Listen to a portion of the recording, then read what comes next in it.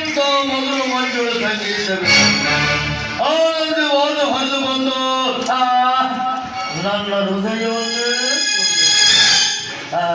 ಸರಸ್ವತಿ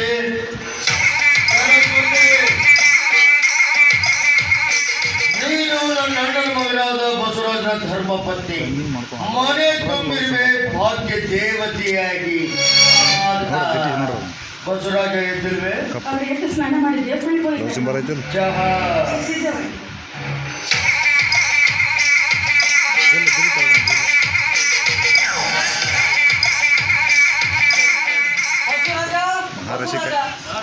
ನಮಸ್ಕಾರ ಚಿಕ್ಕಪ್ಪ. ಗುರು ಏನ್ ಮುಂದೆ ಬಸವರಾಜ್ ಕಾಣ್ಬೇಕಾದ್ರೆ ನೇರವಾಗಿ ಅಂಗಡಿಗೆ ಬರಬೇಕು. ಯಾಕೆ ಅಂತ ಕೇಳ್ಬೋದು ಚಿಕ್ಕಪ್ಪ. ಯಾಕಂದ್ರೆ ಇಷ್ಟು ಸಹ ನಾನು ಬಸವರಾಜ ಇಬ್ಬರೇ ಮನೆಯಲ್ಲಿ ಇರ್ತಿದ್ವಿ. ಹೊಸದಾಗಿ ಅವನ ಹೆಂಡತಿ ಬಂದಿದ್ದಾಳೆ. ಆ ಕಾಲದಲ್ಲಿ ಅನಿಶ್ಚಿತವಾಗಿ ಬರೋದು ತಪ್ಪು ಅಂತ ನಾನಿಲ್ಲಿ ತಿಳಿಸಿ ಹೇಳಬೇಕಾಗಿಲ್ಲ. ಹಿರಿಯರು ಏನಾದರೂ ತಪ್ಪು ನುಡಿಯಲು ಸಾಧ್ಯವೇ? ನೀವು ಹೇಳುವ ಮಾತು ಯಥಾಯೋಗ್ಯವಾಗಿದೆ. ಇಷ್ಟು ದಿನ ನೀವು ಬಸವರಾಜ ಇಬ್ಬರೇ ಮನೆಯಲ್ಲಿ ಇರ್ತಿದ್ರಿ, ನಾನು ಅವಾಗ ಬಂದು ಹೋಗ್ತಾ ಇದ್ದೆ. ಈಗ ಹೊಸದಾಗಿ ಮದುವೆಯಾಗಿ ತಂಗಿ ನಡೆಯಲು ಬಂದಿದ್ದಾಳೆ ಅಂದರೆ ನಾನು ಈ ರೀತಿ ಬರೋದು ತಪ್ಪು ಅಂತ ನನಗೂ ಅನಿಸುತ್ತೆ.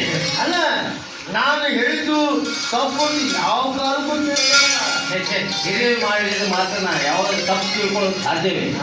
ಯಥಾಯೋಗ್ಯವಾಗಿದೆ. ಬಸವರಾಜ ಎಲ್ಲಿ ಬಿದ್ದ? ದೇವಸ್ಥಾನ ಚಿಕ್ಕಪ್ಪ. ಕೈಯಲ್ಲಿ ಹಣ್ಣಿಲ್ಲ, ಹೂ ಇಲ್ಲ, ಏನಿಲ್ಲ. ಅವನ್ನೆಲ್ಲ ತಗೊಂಡೋಗಿದೆ ಚಿಕ್ಕಪ್ಪ. ಏನಿಟ್ಟು ಬಂದು ಬರ್ತಾರೆ? ಭಿಕ್ಷಕರಿದ್ರಲ್ಲ ಅವ್ರಿಗೆಲ್ಲ ಕೊಟ್ಟು ಬಂದು ಬಂತು. ಅಷ್ಟು ಕೊಟ್ಟೆ ಮತ್ತೇನು ಕೊಟ್ಟೆ? ಚೇಂಜ್ ಇದ್ದು ಅವನು ಕೊಟ್ಟೆ. ಅಷ್ಟೇ ಒಂದು ಬಿಡಿಸ್ಕೊಟ್ಟು ಬಟ್ಟೆನಾ? ಆಯ್ತು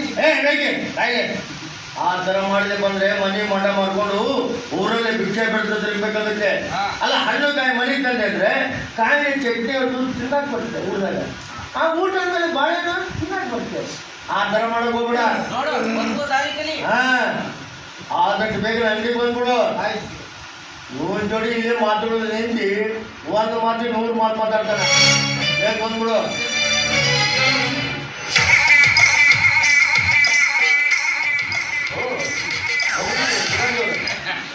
ಚಿಕ್ಕಪ್ಪ, ಅಲ್ಲ, ನೀನು ಸಾಕಷ್ಟು ಶಾಲೆ ಕಲ್ತಿದ್ಯಾ, ದೊಡ್ಡ ವಿದ್ಯಾವಂತ. ಯಾವ್ದಾದ್ರು ನೌಕರಿ ಮಾಡ್ಬೇಕಿಲ್ಲ, ಯಾವ್ದಾದ್ರು ಬಿಸ್ನೆಸ್ ಮಾಡಬೇಕು. ಚಿಕ್ಕಪ್ಪ, ಎಲ್ಲಾದ್ರೂ ನೌಕರಿ ಮಾಡಬೇಕು ಅಂದ್ರೆ ಲಂಚ ಕೇಳ್ತಾರೆ. ನಾನು ಬಡವ, ಎಲ್ಲಿಂದ ತಂದ್ಕೊಳ್ಳಿ. ಇಲ್ಲಿ ಬಿಸ್ನೆಸ್ ಮಾಡ್ಬೇಕಾದ್ರೆ ಅದಕ್ಕೊಂದು ಐಡಿಯಾ ಮಾಡಿದ್ದೀನಿ. ಏನಪ್ಪ? ಸ್ಟೇಷನರಿ ಬಿಸ್ನೆಸ್ ಮಾಡ್ಬೇಕಂತ ಮಾಡಿದ್ದೀನಿ. ಅದಕ್ಕೊಂದು 5 ಲಕ್ಷ ರೂಪಾಯಿ ನೀವು ಸಾಲವಾಗಿ ಕೊಟ್ಟರೆ ಆ ಬಿಸ್ನೆಸ್ ಸ್ಟಾರ್ಟ್ ಮಾಡಿ. ನೀನು ಬಿಸ್ನೆಸ್ ಮಾಡಿ ಉದ್ಧಾರ ಆಗ್ತೀಯ. ನನಗೇನು ಸಂತೋಷ ಅಲ್ವೇನೋ. ಈಗ ಬೇರೆನಾ, ನನ್ನ ಮಗನ ಸ್ನೇಹಿತರು ನೀನು ಕೂಡ ನನ್ನ ಮಗ ಇದ್ದ ಹಾಗೆ. ನೀನು ಉದ್ಧಾರ ಆಗಿರೋದು ನನಗೂ ಸಂತೋಷ. ಎಷ್ಟಕ್ಕೆ ಇದಲ್ಲ? 5 ಲಕ್ಷ. 5ಕ್ಕೆ 10 ಲಕ್ಷ ರೂಪಾಯಿ ಕೊಡ್ತೀನಿ, ಎಲ್ಲ ಅನ್ನೋದಲ್ಲ. ಆದ್ರೆ 125 ರೂಪಾಯಿ ಬಟ್ಟೆ ಆಗುತ್ತೆ.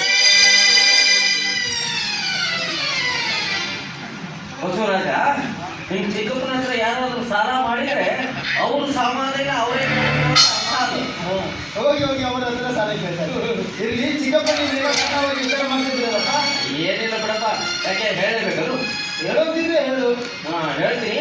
ಮೊದಲು 2 ಕಪ್ ಕಾಫಿ ಬನ್ನಿ. ಆಗಿರಾ ಸಾಹೇಬ್. ಮತ್ತೆ ಇಂಗ್ಲಿಷ್ ಪದವಿನ ಏನಾಯ್ತು? ನೋಡು, ಬ್ರಿಟಿಷ್ ಯಾವಾಗ ನಮ್ಮ ದೇಶ ಬಿಟ್ಟು ಹೋದ್ರು ಅವಾಗ ಅವ್ರು ಈ ಪದವಿಗಳೆಲ್ಲ ಮಣ್ಣಾಗಿ ಸೇರ್ಬಿಟ್ಟು. ಬ್ರಿಟಿಷರೇನು ನಮ್ಮ ದೇಶ ಬಿಟ್ಟು ಹೋದ್ರು, ಆದ್ರೆ ಅವ್ರ ಭಾಷೆ ಮಾತ್ರ ಇಲ್ಲೇ ಉಳಿತಲ್ವ? ಅದು ಮಾತ್ರ ಹೋಗ್ಬಾರ್ದು. ಯಾಕೋ? ಯಾಕೆ ಅಲ್ಲೋ, ಬ್ರಿಟಿಷರು ನಮ್ಮನ್ನು ಗುಲಾಮರಾಗಿ ಮಾಡಿಕೊಂಡಿದ್ರು ಒಂದೇ ಒಂದು ಕಾರಣಕ್ಕಾಗಿ ನಾವು ಬ್ರಿಟಿಷರನ್ನ ದ್ವೇಷಿಸ್ತೀವೇ ವಿನಃ ಅವರ ಭಾಷೆಯನ್ನಲ್ಲ. ಇವತ್ತಿನ ಪ್ರಪಂಚದಲ್ಲಿ ಇಂಗ್ಲಿಷಿಗೆ ಮಹತ್ವವಾದ ಸ್ಥಾನ ಇದೆ. ನಮ್ಮ ಜ್ಞಾನವನ್ನು ಹೆಚ್ಚಿಸಿಕೊಳ್ಳಲು ಇಂಗ್ಲಿಷ್ ಭಾಷೆ ಅಭ್ಯಾಸ ಮಾಡಿದರೆ ತಪ್ಪೇನು? ಸದ್ಯ ಮತ್ತೆ ನೀರು ಕೇಳಿಲ್ವಲ್ಲ. ಅಂದ್ರೆ ಮತ್ತೆ ನೀರು ಕೊಡು ಸುದೀರ್ಘ ಭಾಷಣ ಮಾಡೋದು ಸುದೀರ್ಘ ಭಾಷಣಕಾರ ಅಂತ ತಿಳ್ಕೊಂಡಿದ್ಯಾ? ಅವ್ರಿಗಿಂತ ಒಂದೇ ಜಾಸ್ತಿನೇ ಇದೆ. ಇದು ಕಾಫಿ.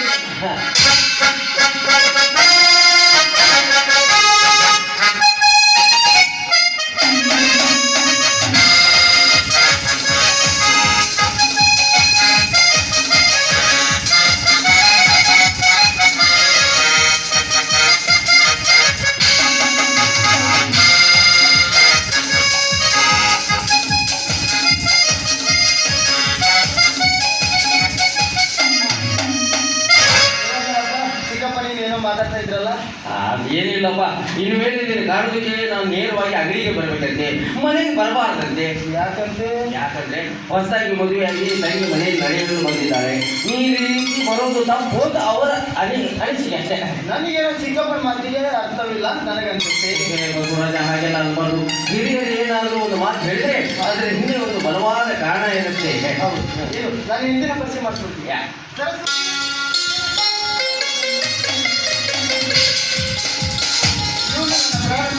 ಗುರುರಾಜ ಅಂತ. ಇನ್ಮೇಲೆ ನಿನ್ನ ಅಣ್ಣ ಇದ್ದಾಗಿ, ಓಕೆನಾ? ತಮ್ಮ ಮಾತೆಯ ಮಾನ್ಯತೆ. ಇವಳು ನನ್ನ ಹೆಂಡತಿ ಸರಸ್ವತಿ. ಇನ್ಮೇಲೆ ನಿನ್ನ ತಂಗಿ ಇದ್ದಾಗಿ, ಓಕೆನಾ? Okay boss. ಅಣ್ಣ ನೂರು ಕಾಲ ಮುತ್ತೈದೆಯಾಗಿ ಸುಖವಾಗಿ ಬಾಳಮ್ಮ.